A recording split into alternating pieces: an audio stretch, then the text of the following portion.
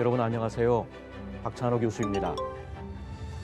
국민복음, 세상을 깨우는 말씀을 통해 말씀과 더욱 가까워지고 계신 여러분들과 함께 오늘 계속해서 고린도전서 말씀을 살펴보려고 합니다. 오늘 저와 함께 말씀 나눌 귀한 세 분을 소개하도록 하겠습니다. 예, 모두 반갑습니다. 안녕하세요. 반갑습니다. 반갑습니다.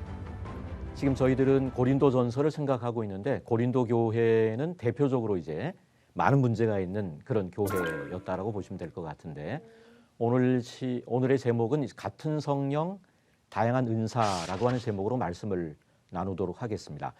특별히 이제 고린도 교회가 이 예배 시간이 좀 혼란스러웠던 것 같아요. 예배 시간이 여러 가지 좀 뭐 이렇게 많은 문제가 있었던 것 같은데 그 중에 이제 은사 문제와 관련한 그런 혼란스러움들 때문에 12장부터 이제 14장까지 고린도전서 12장과 14장의 내용이 은사에 대한 내용을 다루고 있다. 이렇게 생각하시면 되리라고 생각합니다. 우리 패널들께서는 다니시는 교회가 성령의 은사 뭐 이런 거를 많이 강조하는 교회인지 한번 얘기를 좀 듣고 싶은데요. 이렇게 질문해도 될 것 같아요. 방언하는 분들이 교회에 계신지 이렇게 그냥 직설적으로 물어도 될 것 같은데. 네. 있으세요. 있으세요. 네. 다 있어요. 그 분위기가 많이 좋아진 것 같아요. 옛날 뭐 순복음 교회 쪽에서만 이제 방언에 대한 얘기를 많이 했었는데 저도 한 10년 전에 이제 잠깐 목회를 하러 갔더니 장로교회입니다.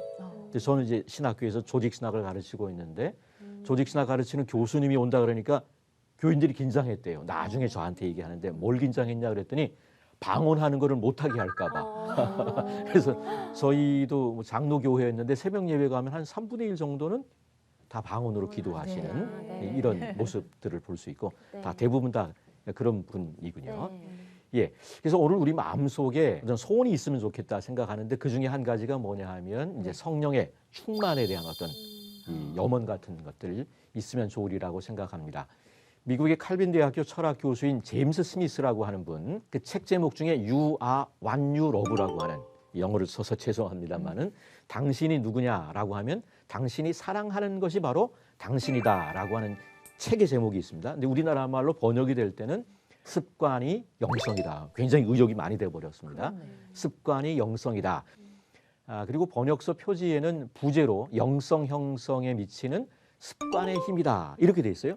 습관을 잘 들이자. 뭐 이런 책인 거로 생각되는데 실제 그런 내용이 아니고 우리가 사랑하고 갈망하는 것이 바로 우리의 존재를 규정한다.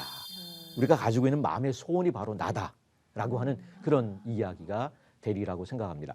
단순한 정보가 우리의 삶을 바꾸는 것이 아니라 깊은 마음속 갈망이 우리의 삶을 바꾼다라고 하는 겁니다. 생텍쥐베리라 그러죠. 이 발음도 좀 이상합니다만 생텍쥐베리 어린 왕자, 어린 시절에 저희들이 많이 읽었던 것 같은데요. 생텍쥐베리의 어린 왕자의 한 구절을 인용하고 있습니다. 배를 만들고 싶을 때는 사람들에게 목재를 모으라고 다그치며 과제와 일거리를 할당하지 말고 다만 먼 바다에 대한 그리움과 갈망을 일깨워줘라. 그런 얘기가 생텍쥐베리의 어린 왕자에 나온다라고 합니다. 우리 마음속 깊은 갈망이라고 하는 것이 우리의 존재를 규정한다라고 하는 비교적 쉬운 책입니다. 습관에 대한 그런 책인데 그 책 한번 읽어보시면 좋으리라고 생각합니다. 자, 오늘 고린도전서 12장 1절에 보시면 바울은 나는 너희가 알지 못하기를 원치 않는다라고 말씀하고 있는데 이중부정이죠. 꼭 알았으면 좋겠다라고 하는 것을 두 번 이제 이중부정을 통해서 알지 못하기를 원치 않는다라고 강하게 표현한 것이라고 생각하면 될 것 같습니다. 이미 바울은 고린도전서 10장 1절에서도 그렇게 말했었습니다. 형제들아 나는 너희가 알지 못하기를 원하지 아니한다.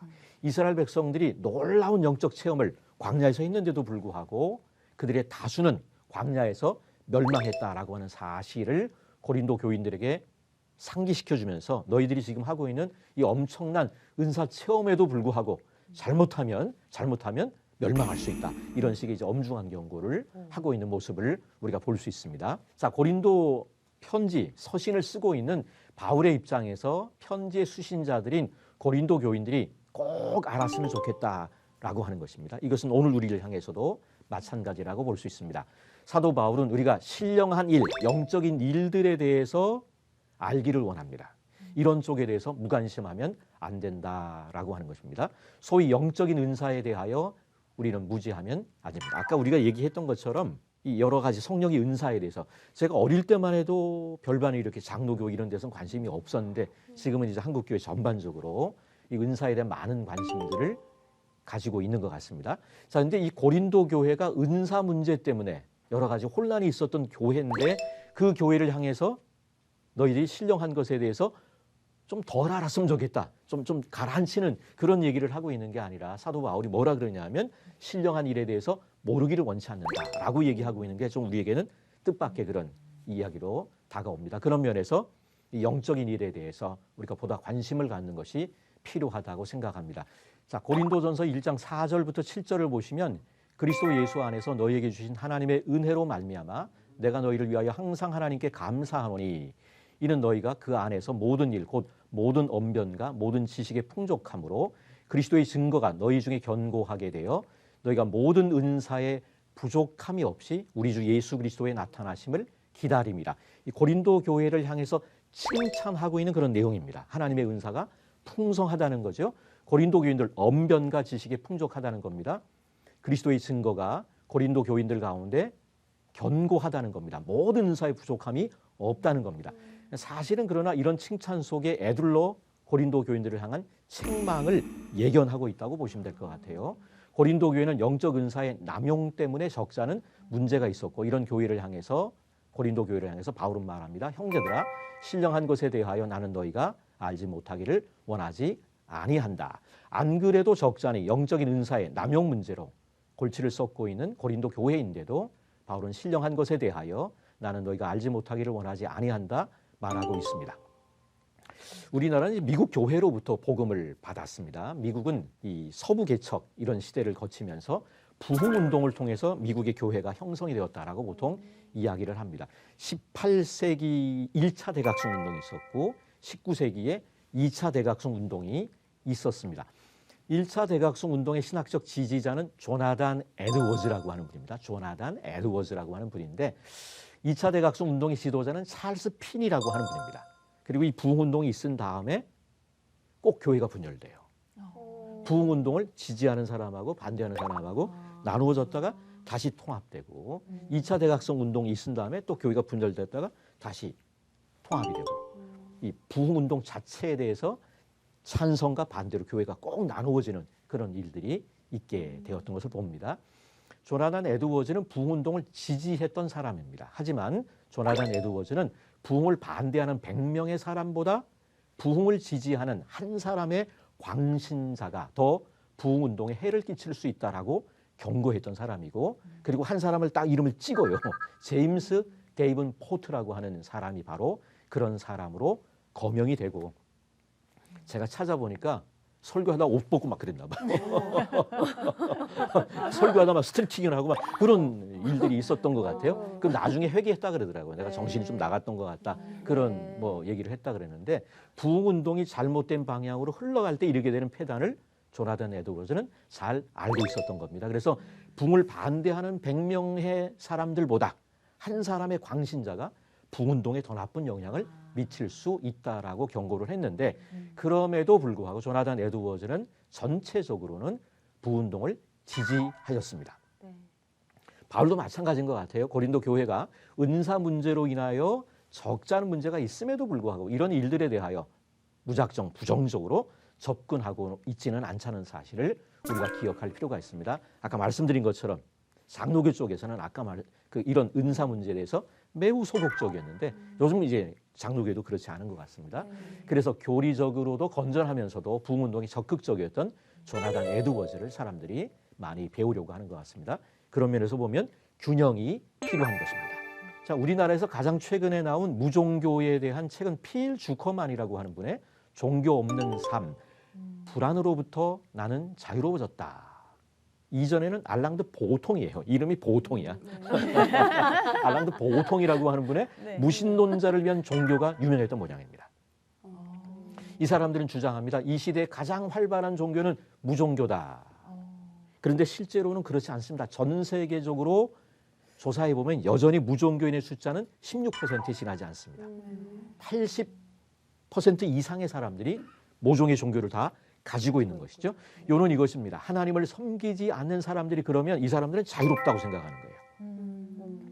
그렇지 않다는 거죠. 자신이 욕심을 따라 섬기고 있는 우상을 섬기고 있는데도 불구하고 자신들은 무신론자고 종교가 없는 사람들이고 자유롭다라고 이야기를 하는 겁니다. 자, 이 우상이 어떤 힘을 지니게 되는 겁니다. 말하자면 사람을 속박하게 하는 무엇인가가 있다는 거죠. 그래서 자신들이 만들어 섬기는 이 우상, 이 말 못하는 우상이 자신을 잡아 끕니다. 엮이게 만들죠. 고린도 교인들은 하나님을 알기 전 상태가 어떤 상태였는가? 말 못하는 우상에게로 끄는 그대로 끌려갔다. 이런 말 못하는 우상을 향하여 우리는 그것이 아무것도 아니라고 선언해야 될 겁니다. G.K. 체스터턴이라고 하는 그분의 말 가운데 이런 말이 있습니다. 사람이 하나님을 떠나면 자유롭게 되는 게 아니라 그 어떤 것을 섬기게 되어 있다라고 하는 말이 G.K. 체스턴이라고 하는 기독교 변증가의 말 가운데 있습니다. 그래서 정말 자신들은 자유롭다고 생각하지만 그 어떤 부분에 있어서 부자유한 삶을 살고 있을 수도 있다는 겁니다. 제가 좋아하는 말 중에 닥터 지바고의 작가인 보리스 파스테르나크의 말이 있습니다. 나는 무신론 신앙을 잃어버린 무신론자다. 닥터 지바고의 작가인 파스테르나크는 소련 사람이겠죠. 유대인이고 공산주의자입니다. 레닌의 공산혁명을 열렬히 환영했던 사람인데 10년, 20년 지나고 나니까 소련에 낙원이 건설될 줄 알았는데 그렇지 않았습니다. 그래서 파스테르나크가 했다는 말입니다. 사실 눈에 보이는 것이 전부는 아닙니다. 실증적인 것만을 인정하고 신령한 것에 대해서 무관심한 사람들이 있습니다. 물론 모든 것을 영적인 문제로 다 결부시키는 것도 조금은 좀 조심해야 될 자세이기는 합니다. 예컨대 감기도 귀신 탓이라고 이렇게 뭐 귀신론 주장하는 쪽에서는 그렇게 주장을 하는데 지나친 주장이 아닐 수 없습니다. 여러분 한번 생각해 보시죠. 성가대에 앉아서 설교 시간마다 자요. 이 책을 읽는데 성경을 읽을 때마다 졸려. 성경 읽을 때마다 졸려요. 이거 어떻게 봐야 될까? 생리적 현상으로 봐야 될까? 아니면 졸음마귀가 있는 걸까? 어렵네요. 어렵죠. 무엇일까요? 이런 게 사실 어렵습니다. 과연? 이게 졸음마귀가 있다고 봐야 되느냐 아니면 생리적 현상이냐. 책으로 설명을 드리면 성경책을 읽을 때 졸려요. 야, 이 하나님 말씀 참 영적 양식인데 읽어야 되는데 열심히 부담을 가지고 읽는데 안 되잖아요. 막 졸린단 말이에요. 근데 원래 책을 싫어해. 책 안 봐요. 별로 책 안 좋아해. 그런 건 졸음마귀 이런 게 없는 거죠. 노력을 해야 되는 거. 엉덩이 붙여서 네. 독서하는 그런 습관을 들이기를 힘써야 될 것 같고 생리적 현상이냐. 근데 다른 책은 열심히 읽어요. 잘 읽어. 막 어마어마하게 읽어요. 근데 유독 성경만 보면 졸려. 그거는 조금 심각하게 좀 생각할 필요가 있는 부분이라고 생각합니다. 오늘 우리는 그런 면에서 불신자들이 중립적인 상태에 있다라고 생각해서는 안 될 것 같아요. 고린도 교인들이 이방인으로 있을 때 말 못하는 우상에게로 끄는 그대로 끌려갔습니다. 마찬가지로 자신들은 자유롭다고 생각하는지 모르지만 무종교인들은 무언가 그들을 결박하고 있는 것을 우리가 기억할 필요가 있습니다. 1절에서 그래서 너희가 알지 못하기를 원하지 않는다라고 얘기했던 바울은 2절에서 너희도 알거니와. 고린도 교인들도 다 알고 있는 사항인 그들이 이방인으로 있을 때 예수 믿기 이전의 상태에 대한 것을 이야기를 하고 있는 겁니다. 그리고는 3절에서 그러므로 내가 너희에게 알리노니 하나님의 영으로 말하는 자는 누구든지 예수를 저주할 자라 하지 아니하고 또 성령으로 아니하고는 누구든지 예수를 주시라 할 수 없느니라. 이 영적인 분별력에 있어서 가장 기본적인 지침이 될 수 있는 게 뭐냐 하면 예수님을 주님이라고 하느냐 아니면 저주할 자라고 하느냐라고 하는 겁니다. 아마 당시에 그런 일이 있었던 것 같아요. 성령 충만하다라고 하면서 예수님 막 저주하는 그런 사람들이 있었는지 모르겠는데 그런 일 있을 수 없다는 거죠. 지금도 마찬가지입니다. 성령으로 말한다고 하면서 예수님을 앞세우지 않으면 그 성령 운동은 문제가 있다라고 생각하시면 될 것 같습니다. 박영돈 교수님의 일그러진 성령의 얼굴이라고 하는 책이 있습니다. 2011년, 12년 정도에 나왔는데 굉장히 좋은 책입니다. 일그러진 성령의 얼굴. 이 성령의 얼굴이 일그러졌다는 거예요. 이제 이분이 주장하는 게 뭐냐 하면 한마디로 말하면 성령 운동은 예수 운동이 돼야 된다. 왜냐하면 성령께서는 수줍음을 잘 타신다는 거예요. 응? 좀처럼 앞에 안 나서신다는 거지. 그렇죠? 그런데 예수를 제쳐두고 자신이 전면에 선다. 그거 잘못됐다는 겁니다. 그래서 성령 운동이 예수 운동이 아니면 그거는 잘못된 것이다 라고 얘기하면서 성령의 얼굴이 일그러져 있다. 수줍은 성령께서 앞장서서 이렇게 그런 모습을 가지고 이제 우리나라에 있었던 이 성령 운동에 대한 것들을 정확하게 진단하고 있는 그런 책입니다. 제가 볼 때는 굉장히 균형 잡힌 성령론을 제시하고 있는 참 좋은 책이라고 생각합니다. 영적인 일, 즉 은사와 관련해서 바울이 말하고 있는 것은 성령과 주님과 하나님은 동일하시다는 겁니다. 하지만 은사와 직분과 사역은 다 다르다고 하는 겁니다. 다양하다는 겁니다.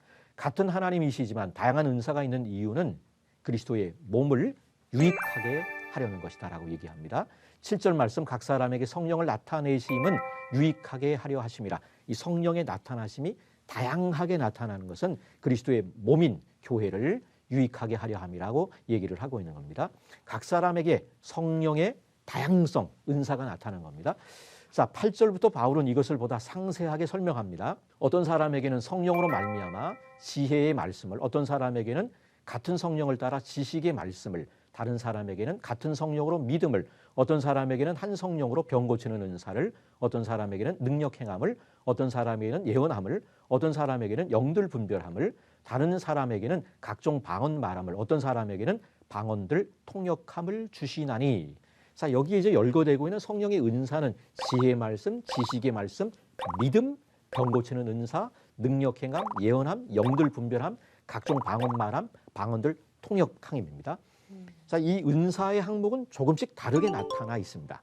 어쨌거나 이런 다양한 은사는 같은 한 성령이 행하사 그의 뜻대로 각 사람에게 나누어 주시는 것이다 라고 하는 겁니다.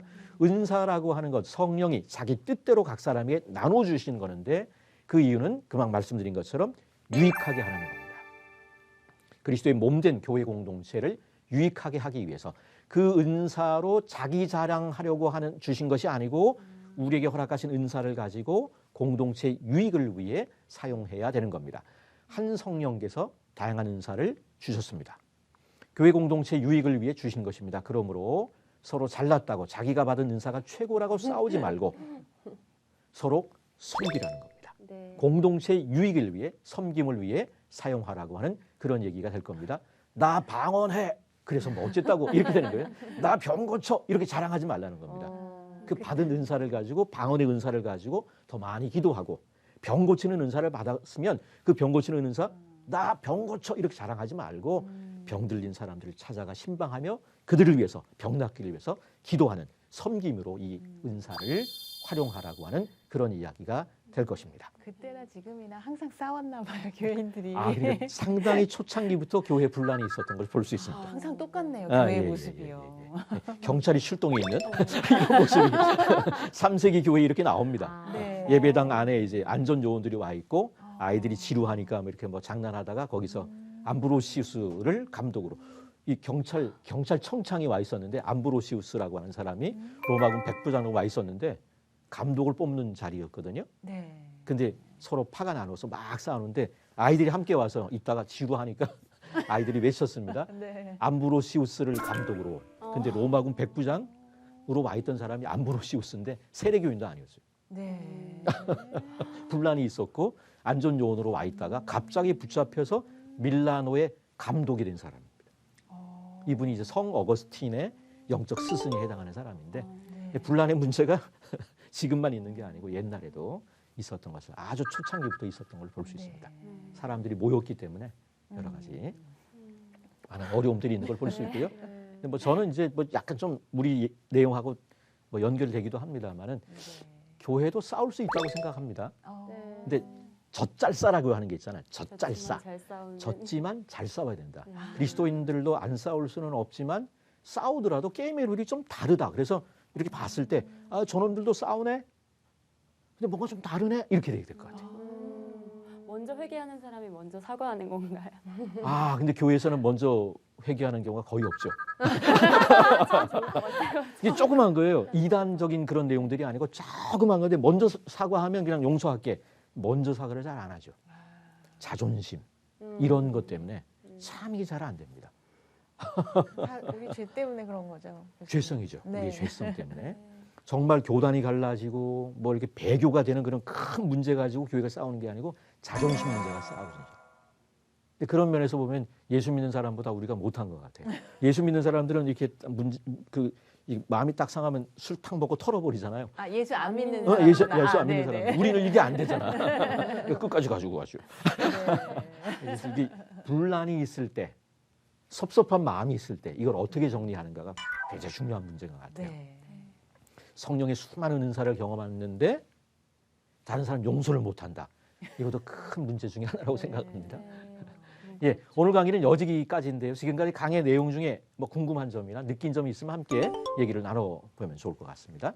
교수님, 그 재능과 은사가 있잖아요. 근데 아까 말씀하신 것처럼 막 나는 이런 은사가 있어! 막 이러면서 잘난 척을 하면은 안 되고 기도를 하라고 하셨잖아요. 근데 만약에 예언의 은사가 있어요. 그리고 예지몽의 은사도 있어요. 그리고 치료를 할 수 있는 은사도 있어요. 그러면은 어떤 사람의 꿈을 꿨어요. 그러면 그냥 기도만 조용히 하고 하는 게 나을까요? 아니면 그 사람에게 조용히 알려주고 좀 이런 꿈을 꿨다 하고서 알려주고 또 이렇게 좀 해주는 게 알려주는 게 좋을 것 같아요. 근데 근데 이제 그냥 마냥 가령 이제 기도만 하는 게 아니라 기도만 하는 게 아니라 알려주는 다만 게 좋은 것 잘난 같고. 척을 하지 말라는 그렇죠. 뜻이었죠? 그리고 이제 네네네. 그거를 가령 저에 대한 거를 이제 꿈을 꿨는데 저한테 이제 알려주셨단 말이야. 네. 그러면 그럴 경우는 크로스 체크도 필요한 것 같아요. 어떤 경우는. 그래서 이제 어떤 분을 통해서 어떤 그 저에 대한 얘기가 뭐 어떻게 됐으면 그걸 가지고 또 딴 분들을 통해서 이렇게 또 아니면 말씀을 통해서 크로스 체크도 필요한 것 같아요. 네네네. 그러니까 어떻게 이제 사용하는 게 지혜로운지 좀 그렇죠. 궁금했어요. 이게 네. 굉장히 좀 주관적일 수 있기 때문에 맞아요. 잘못하면 네. 굉장히 주관적이 될 수 있기 때문에 네. 크로스 체크가 필요한 것 같아요. 네. 젊은 분들 같은 경우는 막 기도하다가 어떤 형제가 자매한테 가서 난 너랑 결혼하라 그랬대 이렇게도 할 수도 있잖아요. 맞아요. 나는 안 임했는데 이럴 수 있잖아요. 그게 네. 너한테는 임했는데 나한테는 하나님이 아무 말씀 없는데 이렇게 얘기할 수도 있기 때문에 사실은 그런 면에서는 크로스 체크가 필요하다. 근데 이제 일단은 그런 분위기 속에서는 서로 그런 권면을 나눌 수 있는 거는 좋은 분위기인 것 같아요. 네네네. 대부분은 이제 내 신앙은 내 신앙이고 네 신앙은 네 신앙인데 그게 아니라 내가 너를 위해서 기도하는 가운데 이런 뭐 하나님께서 마음을 주셨다라고 하는 것을 나누고 그걸 또 이제 받아들이는 그런 거는 굉장히 좋은 공동체, 네. 성숙한 공동체에서만 가능한 것 같아요. 쉽지는 않은 것 같아요. 굉장히 조심스러운 부분인 것 같아요. 굉장히 조심스럽죠. 네. 예, 예. 맞아요. 항상 고민될 수 있는. 네네네. 저도 청년들을 지도해 보니까 청년들이 이제 이성 문제 때문에 여러 고민들이 있기 때문에 굉장히 어렵습니다. 그런 맞아요. 부분들은. 네.